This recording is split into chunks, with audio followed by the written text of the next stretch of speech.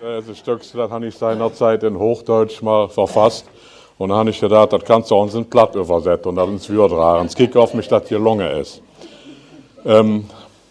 Das Stückchen, wo ich sage das mal in Hochdeutsch, dieses Stückchen soll ein Beispiel sein für Altersdiskriminierung, die, wie der Name bereits sagt, immer mehr ältere Menschen in zunehmend mehr Bereichen des täglichen Lebens immer häufiger erfahren und gegen die sie sich nur schwer oder auch gar nicht wehren können.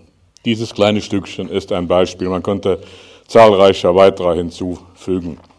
So, naja, nicht schon platt über das Stücksgehäsch ist dort Zog abgefahren. Herr Jansen als Bürger bis jetzt unabfällig, dat heich brav und unbescholte, immer loyal und der Obrigkeit getreu, immer droppe doch nichts falsch zu machen, wongert immer mir sich über mir sage.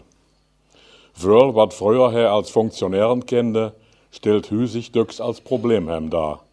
Neulich wollen er noch uns mit der Zug fahren. Das erste Mal seit lange Jahren. Ich gehe nur an der Schalter, so haue ich das und löse einmal Osnabrück hin und zurück. So wie ihr das von früher kennt noch. Aber einen Schalter, dem sagt der Herr Valles, nötter Automaten mit Vollknöpfen und Tastaturen. Und Informationen, wie er in Fahrscheinbesitz hier lange kosch. Herr Jensen wurde das alles zu kompliziert. Und trotzdem hätte er alles mehrfach probiert. Schließlich muss er um Hilfe nur bitte. Doch auch diese Männer kommen nicht klar. Mit 2 Mann stongen sie nur für das Automaten ungetüm und sagen sich gegenseitig, wir sind doch wieder blöd geworden. Zugfahrer wird auch schwer gemacht. Wenn ein junge Vent geht vorbei und lacht. In Gottes Namen, dann war wohl wieder PKW, solange wie man es noch lädt. Ist das dann irgendwann auch vorbei, was dann? Ja, dann muss er verheim bleiben und kicken mal noch Fernsehen. Was wäre das noch Dieter als Rentner mit der Zug verreiste?